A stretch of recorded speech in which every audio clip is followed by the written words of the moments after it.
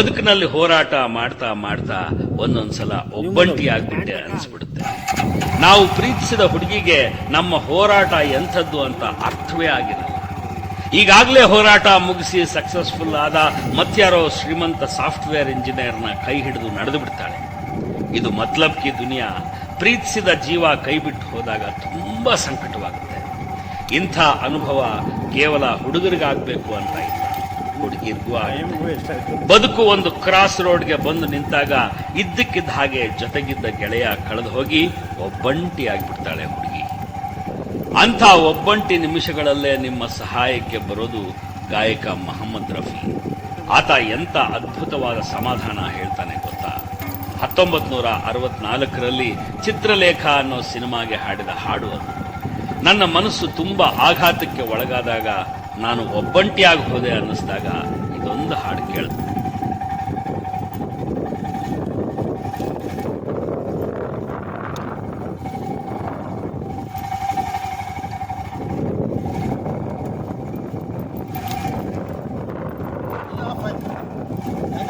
ಗಾಳಿ ಆ ಕಡೆ ಗಾಳಿ ಇಲ್ಲಿ ಬೇಗ ನುಗ್ಗಲ್ಲ.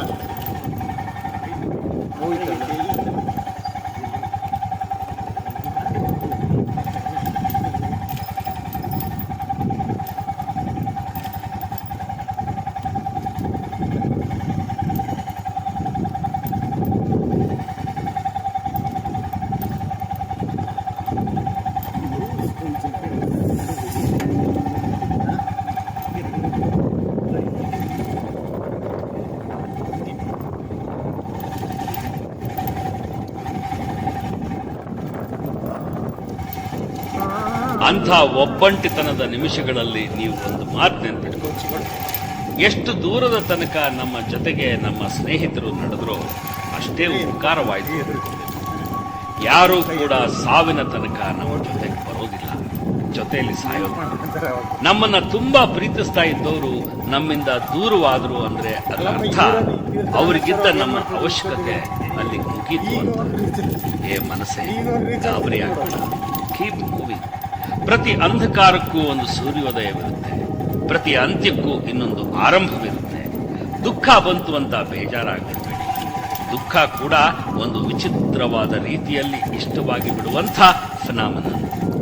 ದುಃಖದಲ್ಲಿದ್ದಾಗಲೇ ನಮಗೆ ಸುಖದ ಕಿಮ್ಮತ್ತು ಅರ್ಥವಾಗುವುದು. ನಾನು ತುಂಬಾ ಗೌರವಿಸೋ ದಾರ್ಶನಿಕ, ಗುರು, ಚಿಂತಕ, ಆಚಾರ್ಯ ರಜನೀಶ್ ಸೊಗಸಾದ ಮಾತು ಹೇಳ್ತಾರೆ.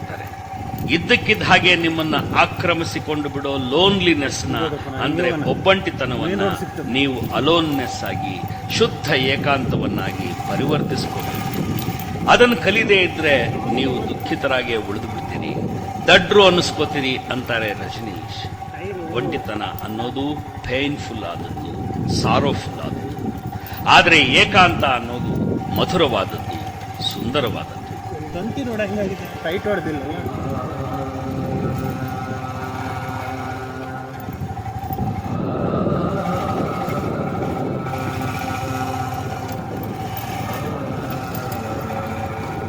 ಸ್ನೇಹಿತರೆ, 48 ವರ್ಷ ವಯಸ್ಸು ನನಗೆ. ಅಂಥದ್ದೊಂದು ಲೋನ್ಲಿನೆಸ್ನಿಂದ ತಪ್ಪಿಸ್ಕೊಂಡು ಅದನ್ನ ದಿವ್ಯ ಏಕಾಂತವನ್ನಾಗಿ ಮಾಡಿಕೊಳ್ಳೋ ಪ್ರಯತ್ನವನ್ನ ಇವತ್ತಿಗೂ ಮಾಡ್ತಾನೇ ಇದ್ದೀನಿ. ನನ್ನಿಂದ ಸಾಧ್ಯವಾಗಿದೆ. ಆದರೆ ಒಂದು ಮಾತು ಮಾತ್ರ ನನಗೆ ಸ್ಪಷ್ಟವಾಗಿ ಅರ್ಥವಾಗಿದೆ: ಒಬ್ಬಂಟಿತನದಿಂದ ತಪ್ಪಿಸ್ಕೊಳ್ಳೋದಕ್ಕೆ ಕುಡಿತ ಹೆಲ್ಪ್ ಮಾಡೋದಿಲ್ಲ. ಕುಡಿತ ನಮ್ಮನ್ನ ಇನ್ನಷ್ಟು ಮತ್ತಷ್ಟು ದುಃಖಿತರನ್ನಾಗಿ ಮಾಡುತ್ತೆ. ಇರೋ ದುಃಖವನ್ನ ಹೋಗಲಾಡಿಸಿ ಇದ್ದಕ್ಕಿದ್ದ ಹಾಗೆ ಒಂದು ಸಂತೋಷವನ್ನ ಮನಸ್ಸಿನಲ್ಲಿ ಊಟೆ ಒಡೆಯೋ ಹಾಗೆ ಮಾಡಬಲ್ಲಂಥ ಯಾವುದೇ ಮಾತ್ರೆ, ಯಾವುದೇ ಇಂಜೆಕ್ಷನ್ನು, ಡ್ರಿಂಕು, ಡ್ರಗ್ಗು, ಮಂತ್ರ ಇನ್ನೂ ಸೃಷ್ಟಿಯಾಗಿಲ್ಲ, ಬಹುಶಃ ಆಗೋದೂ ಇಲ್ಲ. ಆದರೆ ನಿಮ್ಗೊಂದು ಮಾತು ಹೇಳ್ತೀನಿ, ಕುಡಿಯೋದಕ್ಕಿಂತ, ಡ್ರಗ್ ತಗೊಳ್ಳೋದಕ್ಕಿಂತ ಅಪಾಯಕಾರಿಯಾದ ಮತ್ತೊಂದು ಕೆಲಸವನ್ನ ನಮ್ಮ ಹುಡುಗರು, ಹುಡುಗಿಯರು ಈ ಲೋನ್ಲಿನೆಸ್ನ ಹಂತದಲ್ಲಿ ಮಾಡಿಬಿಡ್ತಾರೆ. ಒಬ್ಬಳು ಬಿಟ್ಟು ಹೋದ್ಲು ಅಥವಾ ಇದ್ದ ಬಾಯ್ ಫ್ರೆಂಡ್ ಕೈ ಕೊಟ್ಟ ಅನ್ನೋ ಬೇಸರದಲ್ಲಿ ಆ ಲೋನ್ಲಿನೆಸ್ನ ತಡೆಯೋಕ್ಕಾಗಲ್ಲ ಅಂತ ತಮಗೆ ತಾವೇ ಅಂದುಕೊಂಡು ಇಮ್ಮಿಡಿಯೇಟ್ ಆಗಿ ಇನ್ನೊಂದು ಅಫೇರ್ಗೆ, ಇನ್ನೊಂದು ಸಂಬಂಧಕ್ಕೆ ಕೈ ಚಾಚಿಬಿಡ್ತಾರೆ. ಇದಕ್ಕಿಂತ ಅಪಾಯಕಾರಿಯಾದ ಇನ್ನೊಂದಿಲ್ಲ. ಯಾಕೆ ಹೀಗೆ ಹೇಳ್ತೀನಿ ಅಂದ್ರೆ, ಮೊದಲನೇ ಅಫೇರ್ ಆರಂಭವಾದಾಗ ನಿಮಗೊಂದು ಆಯ್ಕೆ ಅಂತ ಇತ್ತು. Your choosing. ನಿಮಗೆ ಬೇಕಾದ ಹುಡುಗ, ಅವನ ಟೇಸ್ಟ್, ಅವನ ಬುದ್ಧಿವಂತಿಕೆ, ಅವನ ಸಾಮಾಜಿಕ ಸ್ಥಿತಿಗತಿ, ಅವನ ಒಳ್ಳೆಯತನ ಎಲ್ಲವನ್ನ ನೋಡಿ 1000 ಸಲ ಯೋಚನೆ ಮಾಡಿ ಈ ಸಂಬಂಧ ಚಿರಕಾಲ ಉಳಿಯುತ್ತಾ ಅಂತ ಅಳೆದು ತೂಗಿ ಆ ಪ್ರಪೋಸಲ್ನ ಒಪ್ಕೊಂಡಿರ್ತೀರಿ. ಆದರೆ ಮೊದಲನೇ ಬಾಂಧವ್ಯ ಬಿಟ್ಟು ಹೋದಾಗ ನಿಮಗಾಗೋ ಆಘಾತದಲ್ಲಿ, ಅದರಿಂದ ಉಂಟಾಗೋ ಕನ್ಫ್ಯೂಷನ್ನಲ್ಲಿ ನಿಮಗೆ ಗೊತ್ತಿಲ್ಲದೆ ನೀವೊಂದು ಅವಸರಕ್ಕೆ ಬಿದ್ದುಬಿಡ್ತೀರಿ. ಮುಳುಗೋನಿಗೆ ಹುಲ್ಕಡ್ಡಿನೇ ಆಸರೆ ಅನ್ನೋ ಹಾಗಾಗ್ಬಿಟ್ಟಿರುತ್ತೆ ಮನಸ್ಥಿತಿ. ಅಂಥ ಮನಸ್ಥಿತಿಯಲ್ಲಿ ನೀವು ಮಾಡಿಕೊಳ್ಳೋ ಆಯ್ಕೆ ಆರೋಗ್ಯಕರವಾಗಿ, ಲಾಜಿಕಲ್ ಆಗಿ ಇರೋದಿಲ್ಲ. ವೃಥಾ ಅವಸರ ಪಡಬೇಡಿ. ಬಿಟ್ಟು ಹೋದವರ ಮೇಲಿನ ವೆಂಜನ್ಸ್ಗೋಸ್ಕರ ನಿಮ್ಮ ಮಟ್ಟಕ್ಕೆ, ಮನಸ್ಥಿತಿಗೆ, ಅಭಿರುಚಿಗೆ ಹೊಂದಿಕೊಳ್ಳದೆ ಇರುವಂಥವರನ್ನ ಆಯ್ಕೆ ಮಾಡಿಕೊಂಡು ಜೀವನ ಪರ್ಯಂತ ನರಳಬೇಡಿ.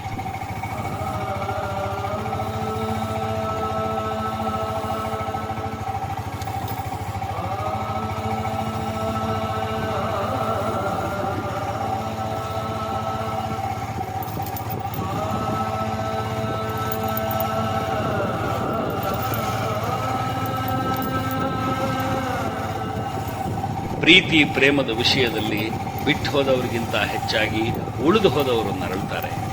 ಅದು ಅನಿವಾರ್ಯ. ಒಬ್ಬಂಟಿಗರಾಗ್ಬಿಟ್ವಿ ಅನ್ನೋ ದುಃಖದ ಜೊತೆಗೆ ನನಗೆ ಮೋಸವಾಯಿತು ಅನ್ನೋ ಬೇಸರ, ಐ ಆಮ್ ಯೂಸ್ಡ್ ಅನ್ನುವಂಥ